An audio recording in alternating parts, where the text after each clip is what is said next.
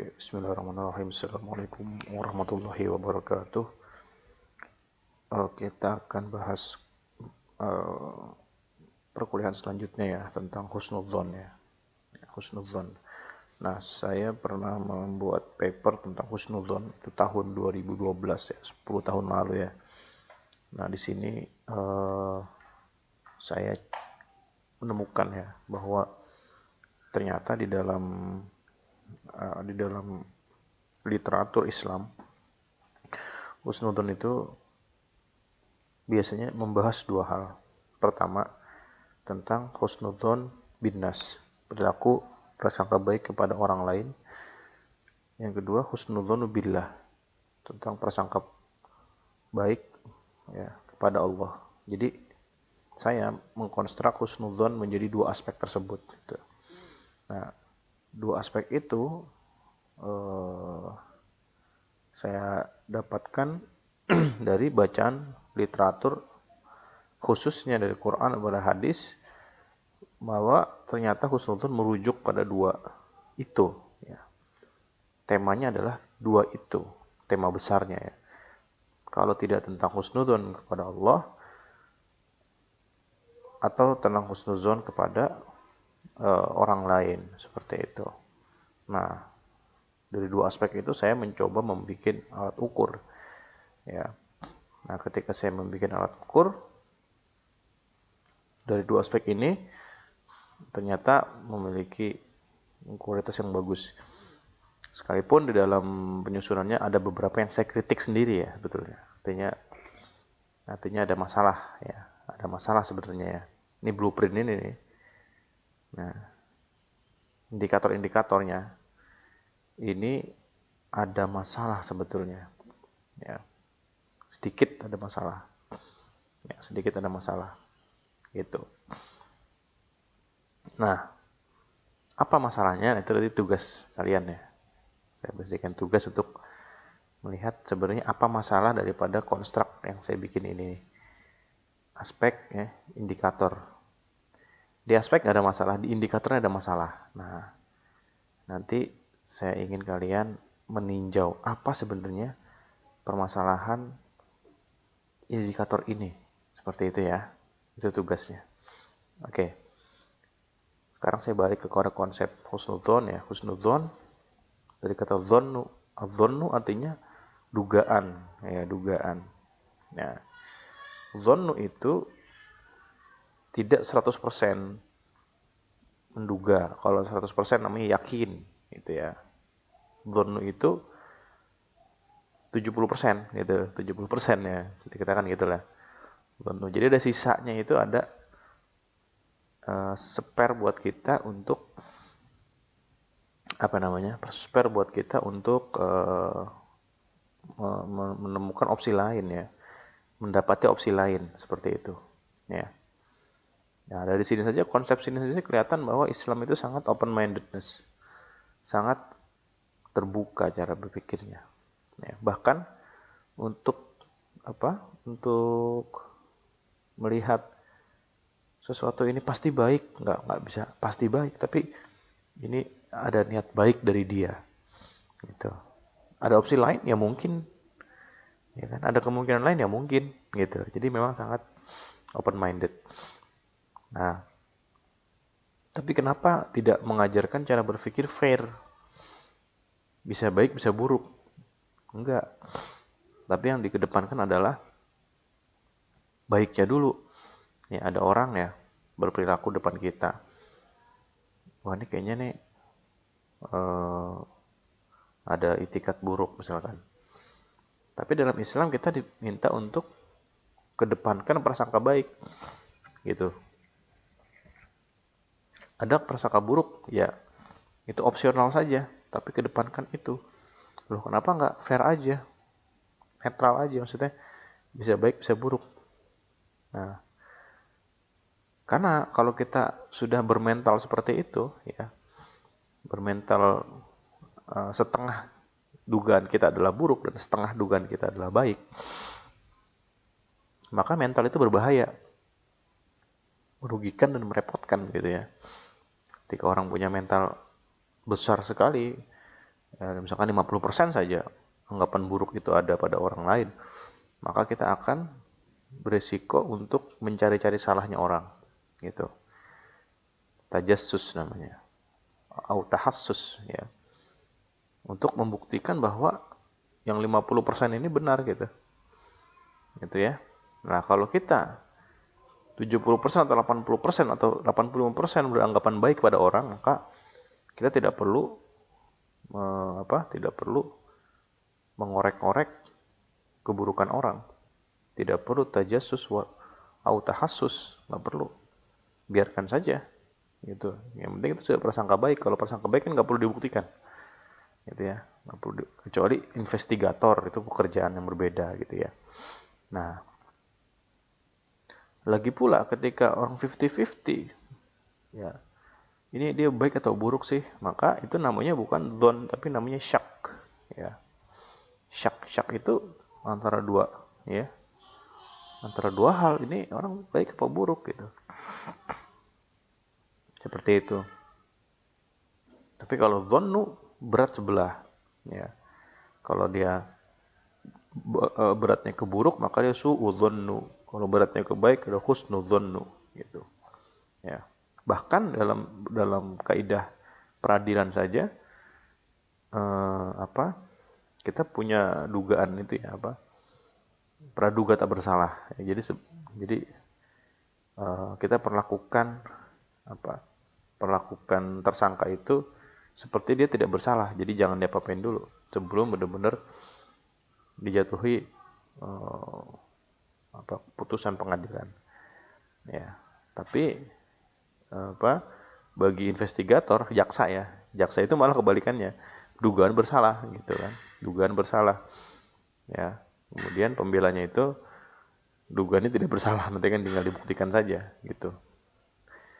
Nah, bagi yang mengikuti, bagi yang melihat, sementara kita duga dulu dia tidak bersalah, ada kemungkinan dia tidak bersalah, ya kan, ya. Investigator, penuntut ya beda, itu tugasnya berbeda, gitu kan.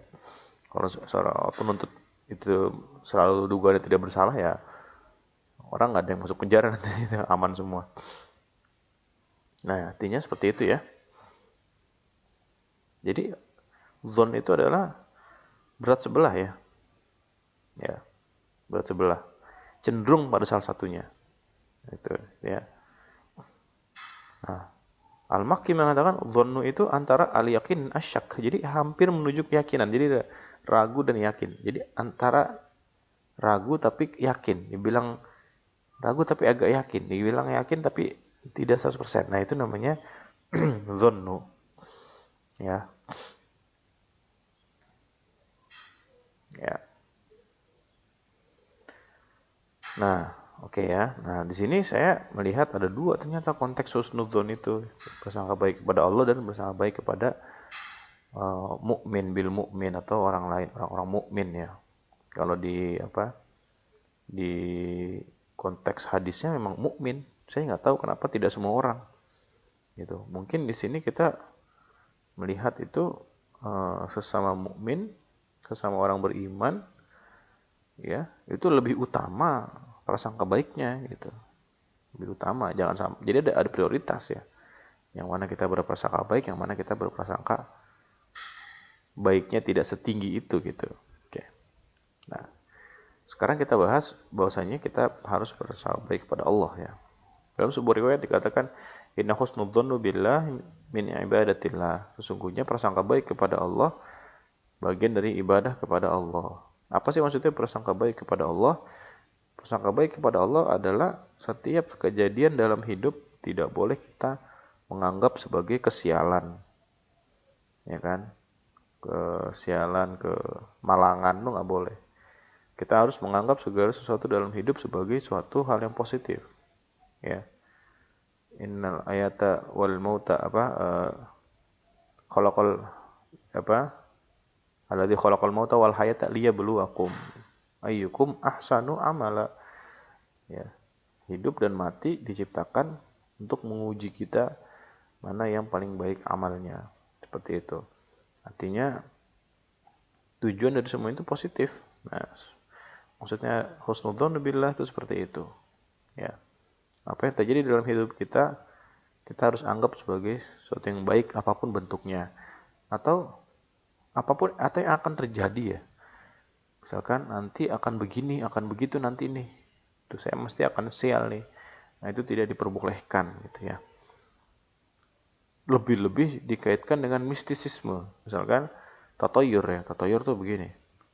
Tatoyur itu artinya wah kalau begini nanti sial. Nah, gitu. Itu juga menunjukkan suudzon billah, prasangka buruk kepada Allah akan memberikan kesialan gitu. Jangan begini nanti sial, jangan digituin nanti sial. Gitu ya. Nah, itu tidak boleh ya. Nah, beda sama riset ya, prediktor ya. Kalau suatu riset kan memprediksi ya, misalkan terjadi perang, pasti nanti barang-barang kebutuhan pokok tuh bakal naik. Ya, itu bukan tatoyur ya, itu merupakan apa temuan ilmiah ya itu ya. Nah, kita lanjutkan ya. Kok dikatakan bahwasanya prasangka baik itu ibadah? Di sini saya menarik ya. Kok ibadah sih? Ibadah kan sholat, puasa, zakat. Kok ada susnuzon gitu? Nah, di sini saya berhasil menyimpulkan satu hal yang penting ya. Ternyata ibadah tidak hanya bersifat fisikal ya. Tidak hanya bersifat zahiriyah, namun juga ibadah sifat qalbiyah atau batiniyah ya. Ada ibadah-ibadah batin ya. Ibadah-ibadah batin ya. Ibadah itu apa sih artinya ibadah? Ibadah itu artinya ketundukan. Ketundukan atau penghambaan ya.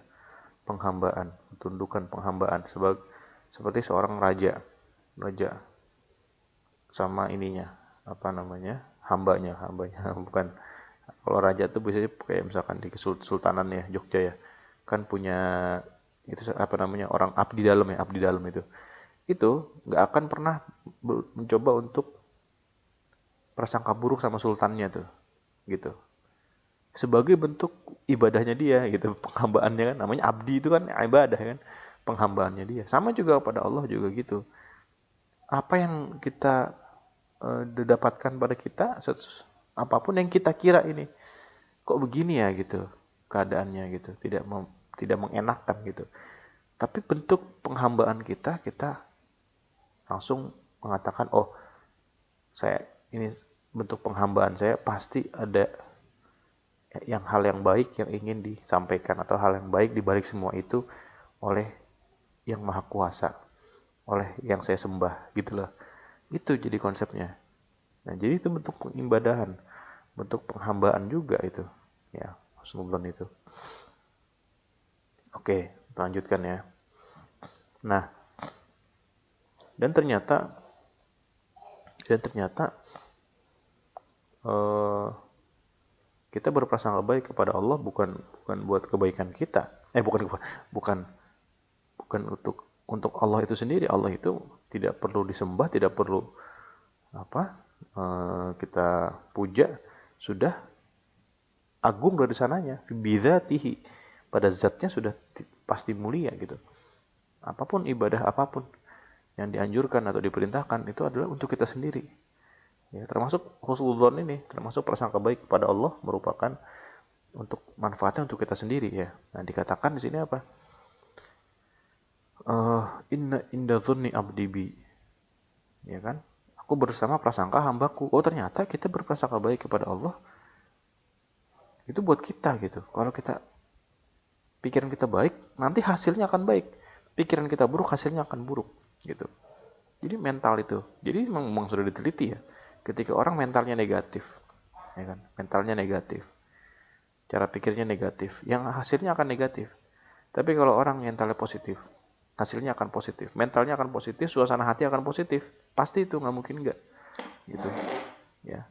Apa saja itu? Apa saja? Pernah suatu ketika saya berkumpul-kumpul gitu, semua orang dapat dapat dapat apa namanya itu, bikisan, semua dapat, saya nggak dapat, mungkin lupa yang ini, yang apa, orang yang mengundang lupa. Nah itu kan situasi yang dimana kita mau berprasangka. Nah apa prasangka saya? Oh, saya berprasangka begini, ternyata rezeki itu tidak selalu tentang mendapat sesuatu, tapi tentang tidak dapat sesuatu gitu. Tidak dapat sesuatu itu ketentuan ternyata. Sesuatu yang di depan kita yang sudah akan biasanya kita dapatkan, bisa-bisa kita tidak dapatkan. Gitu. Sama dengan sebaliknya, sesuatu yang tidak ada di depan kita, kadang-kadang kita dapatkan. Nah, kita seringkali hanya berpikir konsep rezeki seperti itu. Sesuatu kita akan dapatkan. Gitu. Min haitsu la yahtasib, dari arah yang tidak diduga-duga. Tapi kita jarang sekali memahami yang tidak kita dapatkan. Gitu.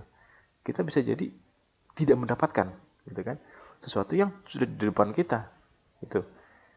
Oh, itu pelajaran yang saya ambil gitu. Lah, itu hasil dari apa? Hasil dari kita positif. Ya kan? Kita positif, dapat ilmu sangat berharga dari kehidupan. Seperti itu ya. Nah, kalau kita negatif, kita akan mengeluh sampai selesai. Dan mengeluh itu merugikan, gitu ya. Mengeluh itu sangat sangat merugikan. Gitu. Dapat sesuatu yang sangat berharga, pelajaran yang sangat berharga dari sesuatu yang kecil gitu. Itu kan yang nggak pernah saya dapatkan konsep itu sebelumnya. Jadi akhirnya saya dapatkan. Oh, inilah takdir min haitsu la yahtasib, dari sesuatu yang tidak kita perhitungkan. Yang tidak diperhitungkan apa? Dapat sesuatu yang tidak diperhitungkan. Biasanya tidak dapat malah dapat. Tapi bisa juga sebaliknya. Biasanya dapat malah tidak dapat gitu ya. Itu suatu konsep yang sangat berharga gitu. Nah, itu ya contoh ya. Bagaimana kita harus selalu positif ya. Oke. Nah, selanjutnya ya, kita akan bahas kepada ini ya, keputusasaan. La yaqnatu min rahmatillah.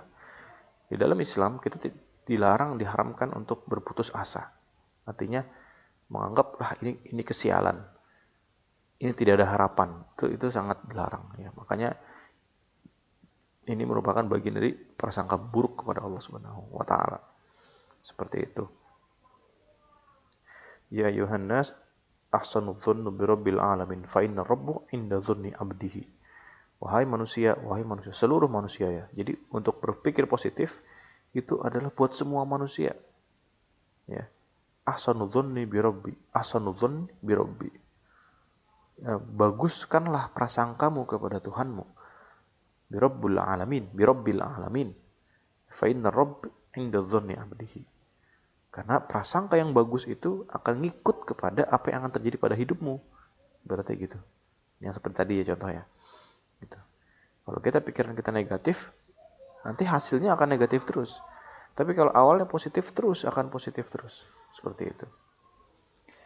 La yamutanna ahadukum illa wa huwa yuhsinu dzann billahi azza wajalla. Jangan sampai kita mati dalam keadaan berprasangka buruk kepada Allah. Jangan sampai gitu ya.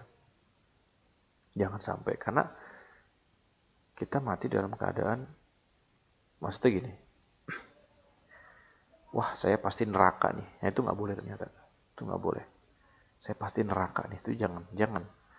Gitu ya. Nggak boleh. Gitu ya. Nggak boleh. Jangan sampai kita mati, wah saya pasti. Enggak. Teruslah yakin akan rahmat Allah, bahkan sampai seperti itu.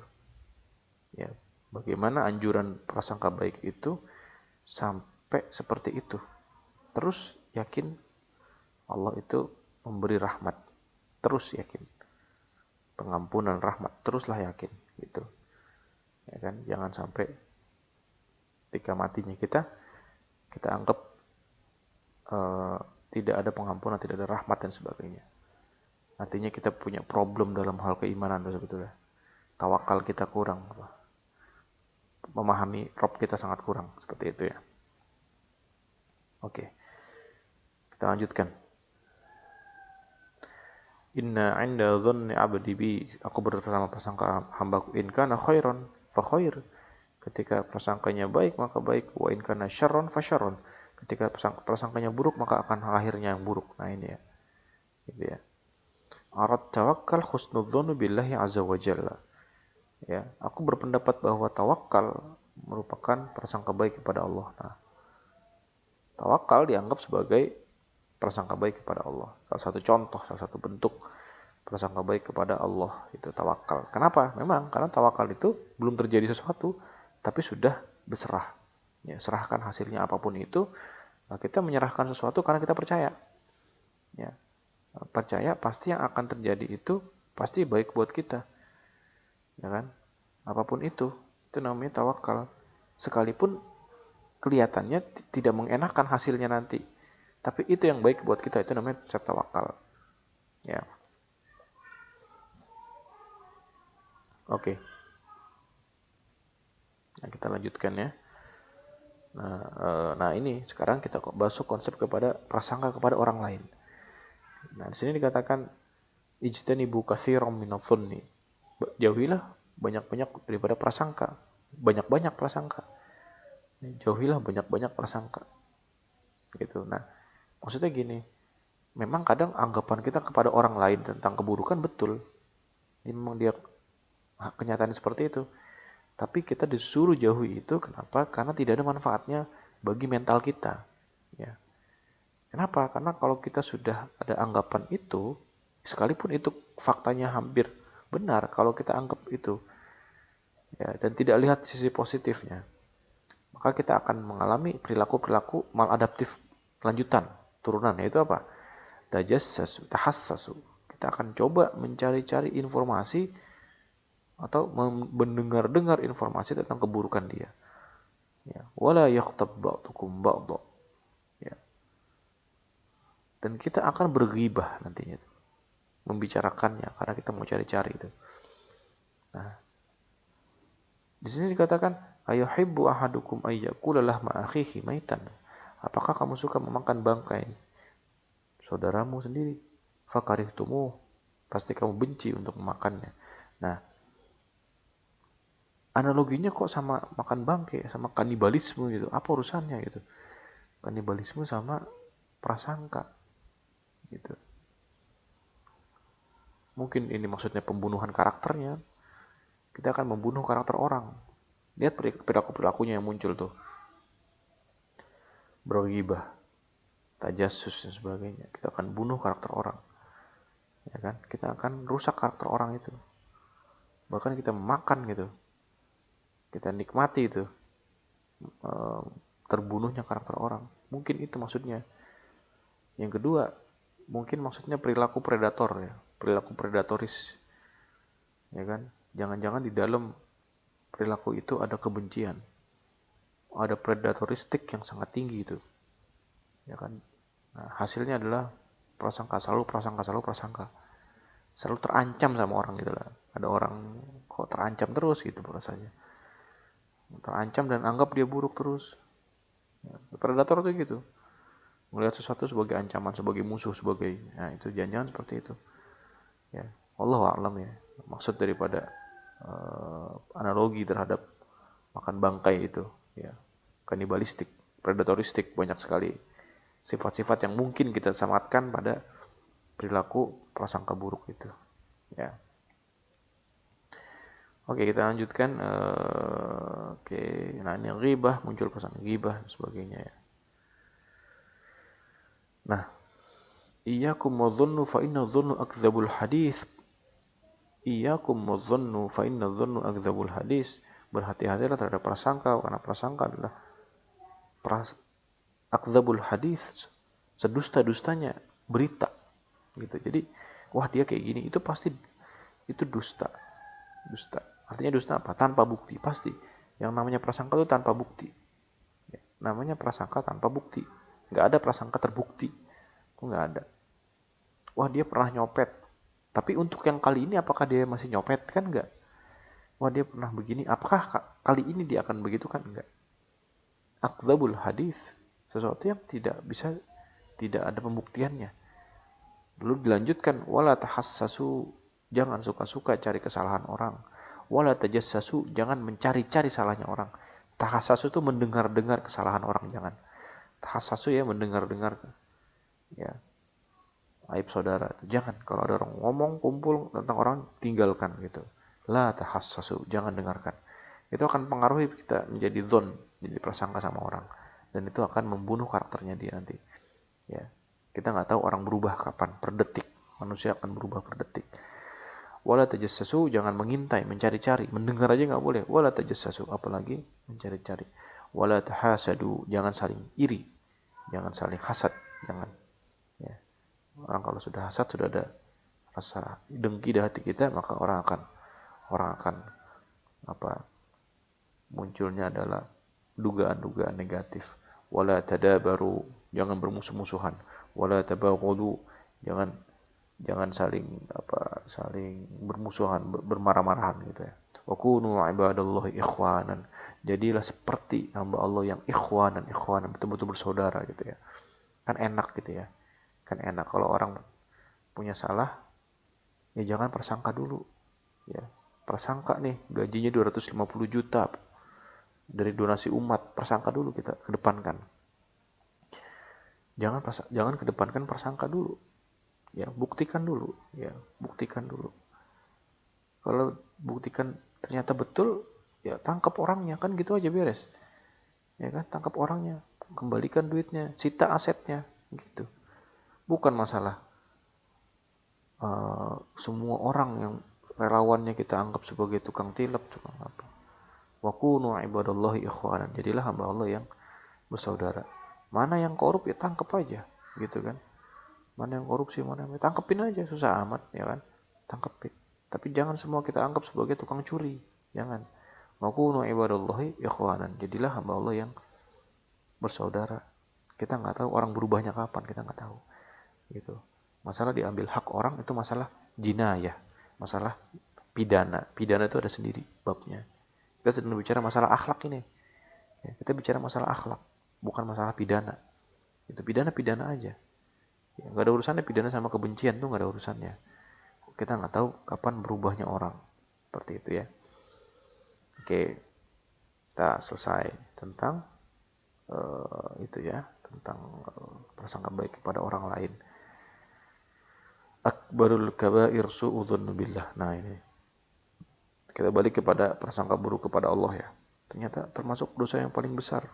Ya memang, kenapa? Karena dia, ketika kita berprasangka buruk kepada Allah, kita hilang tawakal kita kan,